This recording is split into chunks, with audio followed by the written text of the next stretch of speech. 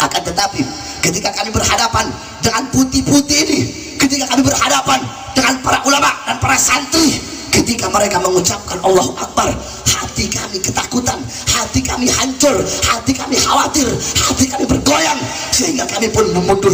Kami tarik pasukan mundur 300 pasukan Burqa membelot, justru jadi membela Indonesia. Saudara-saudara, tidak ada kalimat yang mereka teriakkan.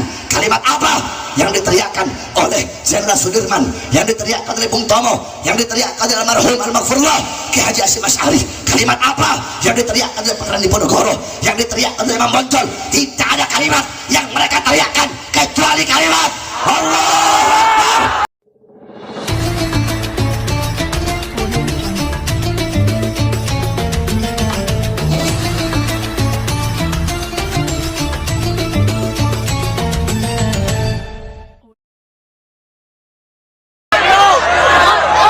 Assalamualaikum warahmatullahi wabarakatuh. Waalaikumsalam warahmatullahi wabarakatuh. Bismillah, wassalatu wassalamu ala rasulillah Muhammad ibn Abdullah wa ala alihi wa sahbihi wa man wala. Wa ba'd.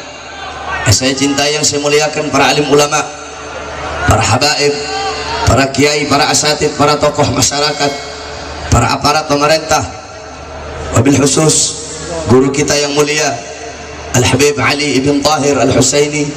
Mudah-mudahan Allah panjangkan umur beliau, Allah sehatkan jasmani dan ruhani beliau, Allah permudah urusan dunia akhirat beliau, Allah subhanahu wa ta'ala permudah setiap langkahan kaki beliau di dalam berdakwah di jalan Allah subhanahu wa ta'ala, beserta para habaib-habaib yang lain, Al-Habib Lutfi Muhammad Al-Haddad, Al-Habib Nabil Al-Gadri, beserta segenap para alim ulama, segenap tokoh masyarakat, para aparat pemerintah, beserta seluruh hadirin hadirat, bapak-bapak, ibu-ibu, khususnya para pemuda-pemudi sekalian, umat baginda Nabi besar Muhammad yang selalu dimuliakan oleh Allah. Saudara-saudara, pada kesempatan yang mulia ini kita duduk di ini majlis dalam rangka silaturahmi akbar, majlis taklim Setanggerang Raya. Mudah-mudahan dengan duduknya kita di majlis ilmu, Allah jadikan kita hamba-hamba yang baik, hamba-hamba yang taat, hamba-hamba yang patuh kepada Allah subhanahu wa ta'ala. Amin amin ya rabbal alamin. Sebagaimana dalam hadis qala Rasul sallallahu alaihi wasallam li Ibn Mas'ud, ya Ibn Mas'ud, julusuka sa'atan fi majlisil ilmi la tamassu qalaman wa la taktubu harfan khairul laka min idki alfi rakabah. Bersabda Nabi Muhammad, wahai Ibn Mas'ud, engkau duduk di majlis ilmu sesaat, 1 jam, sesaat saja, beberapa saat kamu duduk di majlis ilmu, la tamassu qalaman, kamu tidak memegang pena, wala taktubu harfan, engkau tidak menulis 1 huruf, cuma duduk saja di majelis ilmu. Itu lebih utama, itu lebih bagus, itu lebih baik, itu lebih mulia daripada engkau memerdekakan 1000 orang budak. Saudara-saudara, memerdekakan 1 orang budak itu keutamaannya kelak di akhirat. Seluruh a'dha, seluruh jawarih, seluruh anggota tubuh akan merdeka dari nerakanya Allah. Memerdekakan 1 orang budak, maka bagaimana kalau memerdekakan 1000 orang budak? Sedangkan duduk di majelis ilmu lebih utama daripada memerdekakan 1000 orang budak. Oleh karenanya jangan pernah engkau bosan-bosan untuk duduk di majelis-majelis ilmunya Allah, karena majelis-majelis seperti inilah warisan baginda Nabi besar Muhammad. Nabi Muhammad tidak mewarisi harta, pangkat, jabatan, tahta, kekuasaan. Bukan itu warisannya Nabi. Warisannya Nabi ilmu, amal, ibadah, wara, khauf, khasyah, zuhud, ibadah, qanaah, akhlak, adab. Inilah warisan baginda Nabi besar Muhammad. Abu Hurairah radhiyallahu anhu, ketika beliau pergi ke pasar, beliau berkata, wahai orang-orang pasar, di masjid sedang dibagi-bagikan warisan Nabi Muhammad. Yang punya toko menutup tokonya, yang berdagang berhenti berdagang, mereka berbondong-bondong pergi ke masjid. Mereka sangka hum yadhunnun, mereka kira, mereka sangka yang dibagikan adalah emas, yang dibagikan adalah permata, yang dibagikan adalah harta, dinar, dirham. Ketika mereka sampai, mereka lihat halaqah-halaqah ilmu, mereka lihat lingkaran-lingkaran orang-orang yang sedang menuntut ilmunya Allah. Kemudian mereka berkata, wahai Abu Hurairah, mana? Katanya sedang dibagi-bagikan warisannya Nabi. Yang ada cuma majelis-majelis ilmu, majelis-majelis zikir. Apa kata Abu Hurairah? Majelis-majelis ilmu itulah warisan baginda Nabi besar Muhammad. Kamu duduk pada malam hari ini untuk untuk menerima warisan Nabi dari para habaib, para alim ulama yang hadir. Ketika engkau mendapatkan warisannya Nabi, apakah ada warisan yang lebih mulia selain dari warisan Nabi? Apakah ada warisan yang lebih mahal selain daripada warisan Nabi? Apakah ada warisan yang lebih membuat engkau untung selamat dunia akhirat selain daripada warisan Nabi? Saudara-saudara, satu huruf daripada ilmu yang merupakan warisan Nabi itu lebih utama, lebih mulia, lebih bermanfaat bagimu daripada triliunan warisan-warisan dunia di sana yang membuat engkau rugi di dunia dan akhirat. Oleh karenanya, jangan engkau jauh dari majlis-majlis ilmunya Allah Subhanahu wa taala. Didik kau punya anak-anak dengan pendidikan Nabi Muhammad SAW. Pendidikan Nabi bisa kau dapatkan di pondok-pondok pesantren, di majlis-majlis ilmu, di majlis-majlis yang di situ diceritakan kisah Nabi Muhammad, diceritakan sirah dan tarikh Nabi Muhammad. Tidak ada pendidikan yang lebih mulia selain daripada pendidikan Nabi. Saudara-saudara, gal Sayyidina Ali bin Abi Thalib, ta'addabtu bi'adabin Nabi. Aku beradab, aku berakhlak dengan akhlak dan adab Nabi Muhammad. Seperti apa akhlak Sayyidina Ali? Seperti apa adab Sayyidina Ali? Beliau dibunuh oleh Ibn Muljam. Ibn Muljam bunuh beliau dengan pisau khanzar, pisau yang melengkung, dipukul kepalanya. Ketika dipukul kepalanya dengan pisau, apakah beliau bilang, bunuh itu Ibn Muljam, bakar itu Ibn Muljam? Tidak, saudara-saudara. Apa kata Sayyidina Ali bin Abi Thalib? Beri Ibn Muljam minum karena dia dalam keadaan haus. Beri Ibn Muljam makan karena dia kelaparan. Beri Ibn Muljam perlindungan sebagaimana perlindungan yang kalian berikan kepada aku karena dia dalam keadaan ketakutan. Akhlak siapa itu? Adab siapa itu? Itu akhlak dan adab Sayyidina Ali bin Abi Thalib. Ta'addabtu bi'adabin Nabi. Aku beradab, aku berakhlak dengan adab dan akhlak Nabi Muhammad.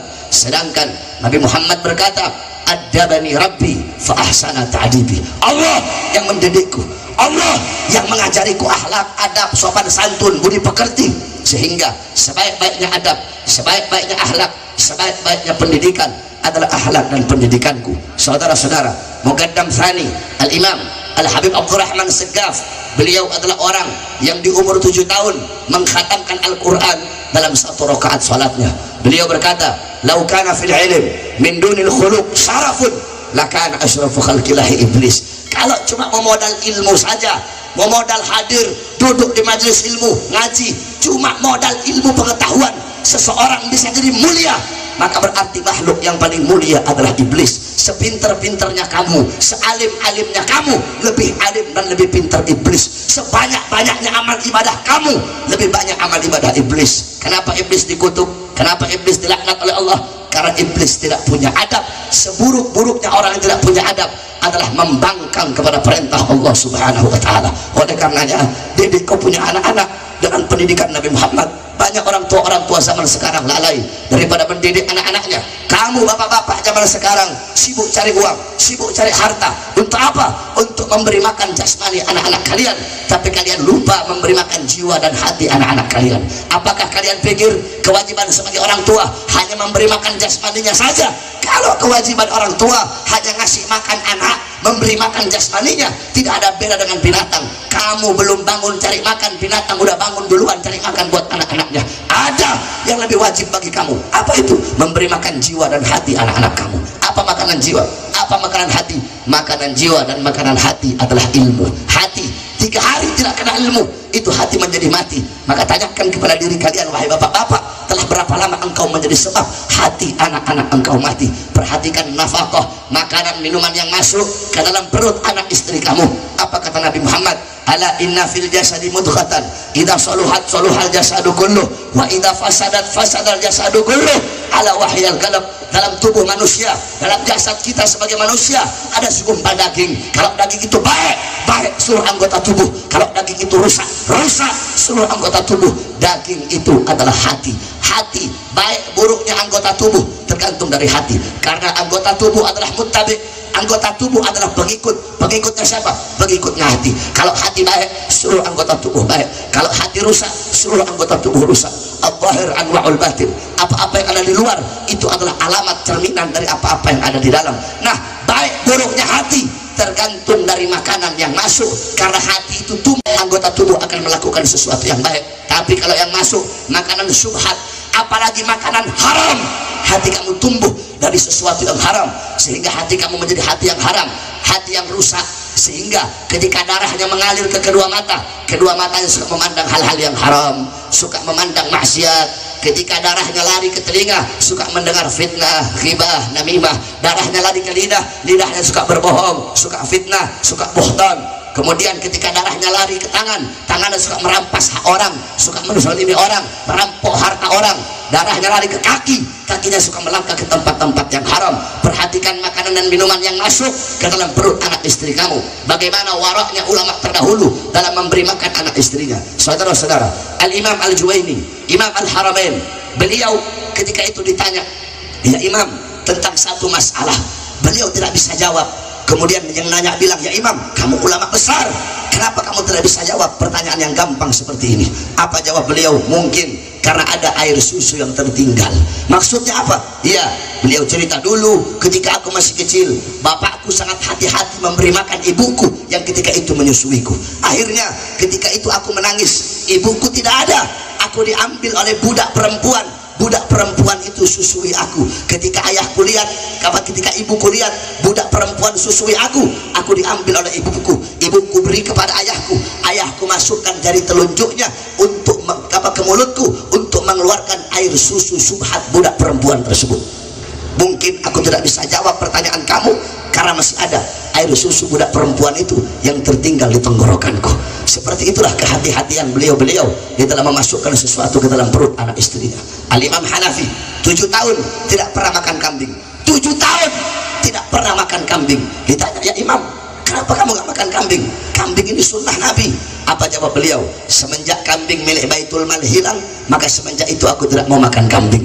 Kenapa? Aku takut kalau nanti aku makan kambing, ternyata kambing yang aku makan adalah kambing milik Baitul Mal. Akhirnya aku bertanya kepada si ahli kambing, si tukang kambing, tukang kambing, biasanya kambing itu hidup berapa lama? 7 tahun ya Imam. Maka selama 7 tahun aku tidak makan kambing sampai betul-betul aku yakin bahwasanya kambing milik Baitul Mal itu telah hilang. Saudara-saudara, Al-Imam Syairazi, jangan kitab muhaddab, tidak pernah beliau mau makan makanan yang berasal dari Damaskus, apa sayuran yang berasal dari Damaskus. Kenapa?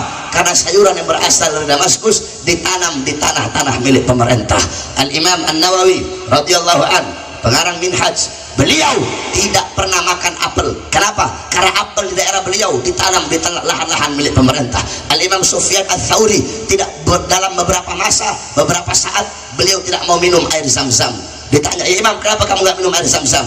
Beliau jawab, andaikan saya punya gayung sendiri. Maksudnya apa? Andaikan saya punya gayung sendiri, pasti saya mau minum air Zam-Zam. Emangnya kenapa? Gayung yang disediakan di sumur Zam-Zam adalah gayung milik sultan. Aku tidak mau, sehingga apa, kalau aku punya gayung sendiri, pasti aku mau minum air Zam-Zam. Seperti itulah warak para ulama-ulama terdahulu dalam memasukkan sesuatu ke dalam perut mereka. Oleh karenanya, perhatikan makanan dan minuman yang masuk ke dalam perut anak istri kamu. Wahai para bapak-bapak, didik kau punya anak-anak dengan pendidikan Nabi Muhammad. Banyak orang tua zaman sekarang lebih mementingkan SD, SMP, SMA, kuliah anak-anaknya daripada pondok pesantren, daripada dididik pendidikan agama. Kenapa? Kamu nggak mau masukkan anak kamu ke pondok pesantren? Habib Ali bin Tauhid punya pondok pesantren, Habib Lutfi punya pondok pesantren, Habib punya pondok pesantren, Kiai Fulan punya pesantren. Kenapa kamu tidak masukkan anak kamu? Habib, kalau anak saya masuk pondok nanti nggak dapat ijazah, nanti anak saya nggak belajar dunia, anak saya susah, anak saya goblok, anak saya pengangguran, nanti nggak dapat kerja. Kamu takut anak kamu susah, kamu takut anak kamu lapar, kamu takut anak kamu pengangguran, tapi kamu tidak takut kalau anak kamu buta Al-Quran, kamu tidak takut kalau anak kamu bodoh ilmu agama. Didik anak-anak kamu dengan pendidikan Nabi Muhammad. Jangan suka kau banding-bandingkan pondok pesantren dan sekolah. Tapi kalau kita membanding-bandingkan, ayo kita bandingkan pondok pesantren dan sekolah. Semuanya jawab yang keras. Di luar sana banyak pembunuh-pembunuh. Mereka pembunuh-pembunuh dulu mondok atau sekolah? Mondok atau sekolah? Di luar sana banyak perampok-perampok. Perampok-perampok itu dulu mondok apa sekolah? Mondok apa sekolah? Di luar sana banyak pelacur-pelacur, japlai-japlai. Pelacur-pelacur, japlai-japlai itu dulu mereka mondok apa sekolah? Mondok apa sekolah? Koruptor-koruptor di luar sana, mereka dulu mondok apa sekolah? Mondok apa sekolah? Yang paling banyak siswi tidak perawan di pondok pesantren atau di sekolah? Pondok pesantren atau sekolah? Berarti mana yang lebih bejat, pondok apa sekolah? Mana lebih jahat, pondok apa sekolah? Makanya jangan suka membanding-bandingkan pondok pesantren dan sekolah. Nggak ada apa-apanya sekolah kalau mau dibandingkan dengan pondok pesantren, saudara-saudara. Pondok pesantren, para ulama, para santri, beliau-beliau adalah pembuka gerbang kemerdekaan Indonesia. Saudara-saudara, waktu itu belum ada tentara, belum ada polisi, belum ada partai politik, belum ada pemerintahan. Indonesia belum merdeka. Yang ada pondok-pondok pesantren, yang ada majelis-majelis ilmu, majelis-majelis taklim seperti pada malam hari ini. Para ulama, para santri, para pejuang, mereka bersatu dengan rakyat. Mereka mengangkat senjata, bermandikan darah, bermandikan keringat, bermandikan air mata, mengorbankan jiwa dan nyawa. Untuk apa? Untuk melawan dan mengusir penjajah dari tanah Indonesia. Demi Allah, kalau bukan karena pondok-pondok pesantren, kalau bukan karena majelis taklim, ulama dan santri, tidak akan pernah merdeka negara kesatuan Republik Indonesia. Saudara-saudara sekalian yang dimuliakan oleh Allah, tidak ada kalimat lain yang mereka teriakkan, kalimat yang menggema di langit Indonesia. Kalimat apa yang menambah semangat mereka untuk berjuang melawan penjajah? Kalimat apa yang membakar semangat juang mereka untuk mengusir para penjajah? Sampai-sampai ketika Inggris datang ke Surabaya membawa 2 pasukan, 3 pasukan, pasukan Inggris, pasukan India, karena waktu itu India dijajah oleh Inggris. Pasukan India dan pasukan Gurkha. Ini pasukan Gurkha adalah pasukan yang paling ditakuti dunia, pasukan yang paling disegani oleh dunia. Kenapa? Mereka bunuh lawan gak pakai senjata, mereka bunuh lawan pakai pisau. Pisau mereka itu khusus, pisau Gurkha namanya. Nah, saudara-saudara, ketika pasukan Gurkha yang sangat jago, yang ditakuti oleh pasukan-pasukan dunia, ketika mereka datang ke Surabaya berhadapan dengan para ulama, berhadapan dengan santri, berhadapan dengan anak-anak majelis, apa kata mereka? Kami telah keliling untuk menjajah negara-negara, tidak ada sedikit pun ketakutan dalam hati kami ketika berhadapan dengan pejuang-pejuang negara lain.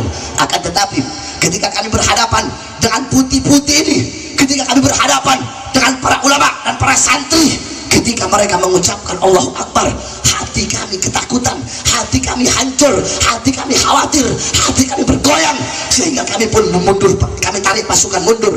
300 pasukan Gurkha membelot, justru jadi membela Indonesia. Saudara-saudara, tidak ada kalimat yang mereka teriakkan. Kalimat apa yang diteriakkan oleh Jenderal Sudirman, yang diteriakkan oleh Bung Tomo, yang diteriakkan oleh almarhum Al-Maghfurullah Ki Haji Hasyim Asy'ari? Kalimat apa yang diteriakkan oleh Pangeran Diponegoro, yang diteriakkan oleh Imam Bonjol? Tidak ada kalimat yang mereka teriakkan kecuali kalimat Allah